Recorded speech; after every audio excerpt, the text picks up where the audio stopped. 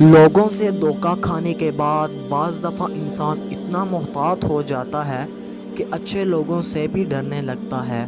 وقت ایک سا کبھی نہیں رہتا، دن بگڑتے ہیں، سنورتے ہیں، گزر جاتے ہیں۔ جو لوگ ہمیں جان سے بھی زیادہ پیارے ہوتے ہیں وہی لوگ ہماری جان نکالنے کے لیے کافی ہوتے ہیں۔ کسی کے لیے غلط اندازہ کبھی مت لگائیں۔ بہت سی ناپسندیدگیاں اور نفرتیں غلط فہمیوں اور غلط اندازوں کا نتیجہ بھی ہو سکتی ہیں۔ جاہلوں کے سامنے اگر محبت کا نام لیا جائے تو ان کے ذہن میں فقط عورت کے وجود کا خاکہ بنتا ہے۔ ہر انسان کی سوچ اور مزاج کا معیار ایک دوسرے سے مختلف ہوتا ہے۔ کچھ لوگ رشتوں کو پورے خلوص سے نبھاتے ہیں اور کچھ لوگ صرف اپنے فائدے کے تحت اور منافقت کے ساتھ۔ معزز بننا چاہتے ہو تو دوسروں کی عزت کرو، کیونکہ یہ کام معزز آدمی ہی کر سکتا ہے اور یہی انسانیت ہے۔